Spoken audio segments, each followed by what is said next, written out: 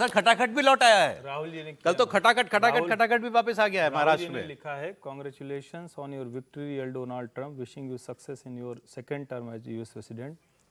किसने लिखा है? यही खत्म हो जाना चाहिए था, राहुल गांधी ने। लेकिन उसके आगे लिखा है, all the best to Kamala Harris in her future endeavours. कई बार हम जिसको कहते हैं ना कि जो बात नहीं भी दिख रही हो वो दिखाने का प्रयास करते हैं। कमला हैरिस को, अभी कमला हैरिस वहां चुनाव हारी है। आमतौर पर यही ट्रेडिशन होता है दुनिया का, चाहे कोई राष्ट्राध्यक्ष हो, कोई किसी देश का नेता हो, वो उसको बधाई देता है जो जीता होता है। और कमला हैरिस उसमें सीधे में उसी में कमला हैरिस को डाल दिया। कमला हैरिस को डालना दिखाता है कि दर्द कहाँ है। उसमें ये हो सकता है तो हम तुम्हारे साथ, मतलब नहीं, कमला हैरिस के साथ होने का एक तरीका हो सकता है। ट्रंप साहब को जो बधाई दी है वो बधाई दें, कमला हैरिस को भी अलग से ट्वीट कर सकते हैं कि भाई हम आपके साथ खड़े हैं। मेरी बात सही है। भाई आप जो जीता है, अमेरिका का राष्ट्रपति बना है, उसको आप भारत के विपक्ष के नेता, उसको सीधे बधाई दो। हाँ, ये आप एक तरह से कहते हैं ना कि डिवीजन शुरू में ही कर रहे हैं। जो लाइन खींच देना कहते हैं ना, वो लाइन आपने खींची हुई। तो और फिर उसका असर क्या होता है? पूरा का पूरा कांग्रेस का और जो भारत के विपक्ष का इकोसिस्टम वो क्या कर रहा है? वो ट्रंप को गालियां दे रहा है। अभिषेक मनु सिंघवी ऐसा शर्मसार करने वाली पोस्ट कर देते हैं कि उसको तो क्या ही बात करें, मतलब लगता है कि उसके बाद बोलना नहीं चाहिए। मैंने नहीं देखा क्या? अरे क्या उन्होंने टिप्पणी कर दी है मेलानिया ट्रंप के ऊपर। और वो नहीं, लेकिन मैं कह रहा हूँ कि कमला हैरिस का सपोर्ट नहीं, मैं अपराध पढ़ता हूँ। कमला हैरिस का सपोर्ट करना या उनके कोई साथ अपराध खड़े नहीं होना है। कोई अपराध नहीं है। और वहां पर तो जो डेमोक्रेट्स आए हैं, एमपी चुनकर आए हैं, वो हमारे जो डेमोक्रेट्स मतलब भारतवंशी हैं, वो सारे के सारे डेमोक्रेट्स हैं। तो ये कह रहे हैं आप अगर यहाँ पर उस थॉट के साथ हो, उस विचारधारा के साथ हो, तो बोल के कहिए। उस बात से कैसे जुड़ता है? अभिषेक मनु सिंघवी जी का कल 6:35 का ट्वीट पोस्ट है, Melania Trump will make golden history. कितना अच्छा लगा कि हाँ भाई, कोई third wife for the second time to become the first lady. ये अभिषेक मनु सिंघवी जी कह रहे हैं। अब देश के लोग सिंघवी जी को तो कैसे देखें, क्या देखें, क्या क्या याद करें, क्या भूल जाएं। इतने बड़े वकील हैं, इतनी बड़ी उनकी विरासत है, कांग्रेस पार्टी से हैं, सांसद हैं।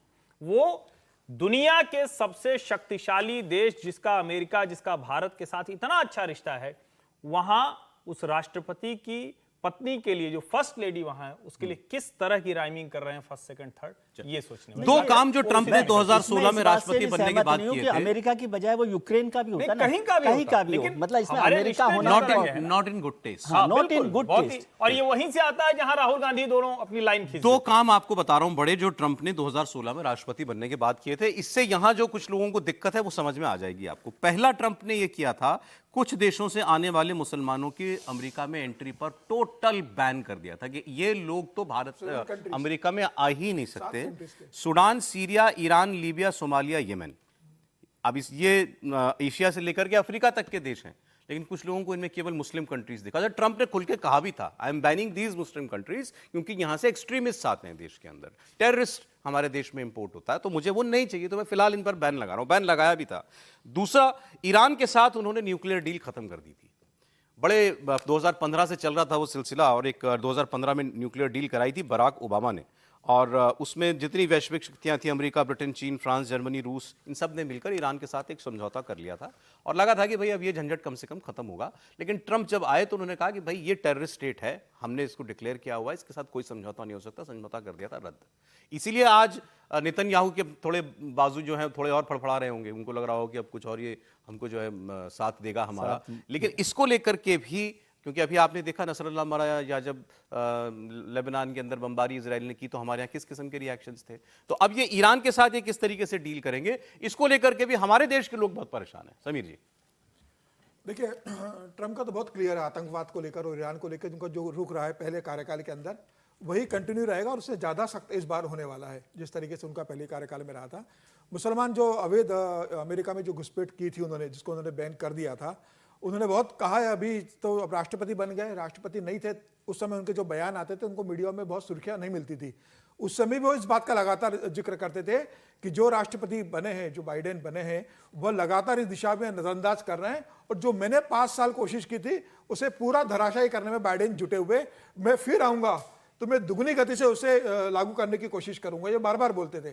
तो मुझे लग रहा है जब आ गए हैं ट्रंप, तो वापस वो जो घुसपैठियों को लेकर उनका जो जिक्र था कि एक लंबी चौड़ी दीवार हम बना देंगे कि वो उसके पार ना आ सकें, उसकी ओर उनका विशेष फोकस रहेगा। और देखिए, जहाँ तक प्रधानमंत्री मोदी के ट्रंप का संबंध है, तो प्रधानमंत्री मोदी जब पहली बार प्रधानमंत्री बने तो 2014 में, तो उस समय बराक ओबामा वहाँ के राष्ट्रपति थे। हालांकि कम समय प्रधानमंत्री मोदी को मिला, उनसे बेहतर ताल्लुकात रहे, ट्रंप से बहुत अच्छे ताल्लुकात रहे। जब ट्रंप हारे तो ये बड़ी चिंता हुई कि अब ट्रंप एक अच्छे से संपर्क से हार गए, अब उनकी विरोधी पार्टी के बाइडेन आ गए, तो कैसे भारत उनसे डील करेगी, भारत के लिए क्या चुनौती होगा। लेकिन प्रधानमंत्री मोदी हमारे देश की विदेश नीति की एक बहुत सफलता है कि बाइडेन के साथ भी बहुत अच्छे भारत के संबंध रहे, कभी ऐसा रहा नहीं कि बहुत मनमुटाव या कटु संबंध बने। विदेश नीति बहुत अच्छी रही। उसके बाद अब फिर वापस ट्रंप लौट कर आए हैं। तो मुझे लग रहा है कि 5 साल का जो कार्यकाल रहा था ट्रंप का, प्रधानमंत्री मोदी की जो उनके साथ केमिस्ट्री रही है, जो दोनों के घनिष्ठता रही है, वह इस कार्यकाल के अंदर और ज़्यादा बेहतर होगी। और कई ऐसे बड़े निर्णय होंगे जो प्रधानमंत्री मोदी लागू करना चाहते हैं, दोनों मिलकर करेंगे। अब ये देखना होगा कि इंटरनेशनल लेवल के ऊपर दोनों कैसे करते हैं। चीन को लेके जो जिस तरीके से सख्त रुख अख्तियार किया था ट्रंप ने अपने पहले कार्यकाल में, बाइडेन का भी रहा था, लेकिन अब ट्रंप भारत के साथ मिलकर क्या चीन को किस तरीके से दबाने की कोशिश करते हैं, चीन को कैसे कंट्रोल करेंगे।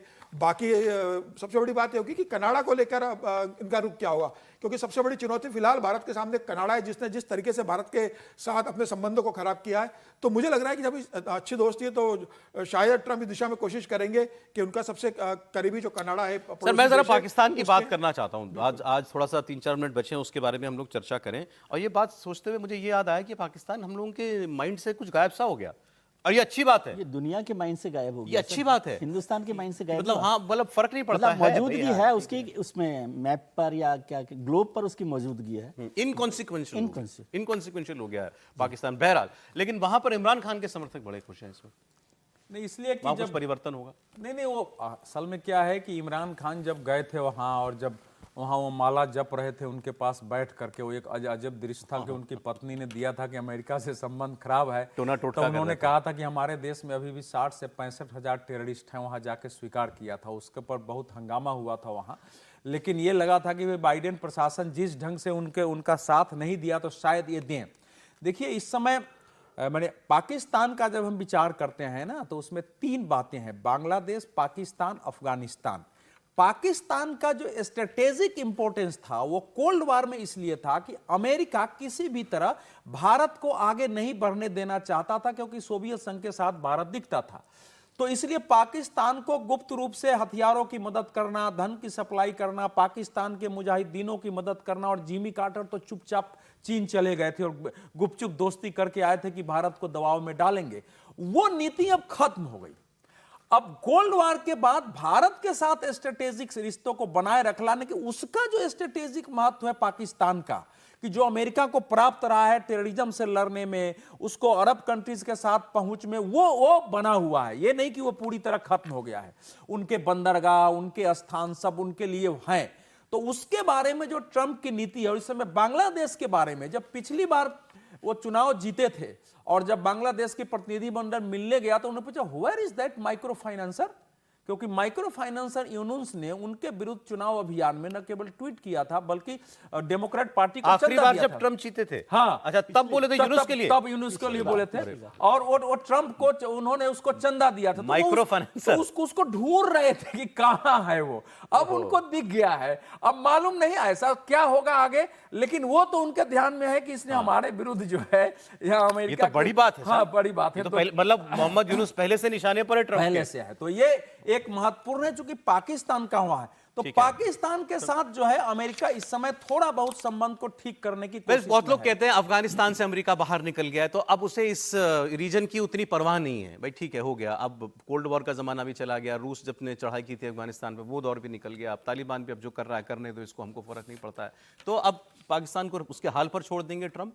पाकिस्तान उतना स्ट्रेटेजिकली इंपॉर्टेंट नहीं रहा वो अमेरिका के लिए। एक तो क्योंकि अमेरिका पाकिस्तान का युद्ध भारत के खिलाफ भी बहुत करता था, ये बहुत साफ बात है हमेशा ही। यदि आप याद करें 25 साल पहले के अमेरिका के विदेश मंत्री या जो राष्ट्राध्यक्षों की जो यात्राएं होती थी, वो भारत की यात्रा बिना पाकिस्तान के पूरी नहीं होती थी। 2 दिन हिंदुस्तान में, 4 दिन हाँ क्लब करके चलते थे। लेकिन वो अब खत्म हो गया और अब जरूरत नहीं, जब जिसके खिलाफ लड़ रहे हो आप उन्हीं के दोस्त हो गए हैं, आप बराबर के लोग हो गए हैं, तो उसमें उनकी जरूरत ही नहीं है।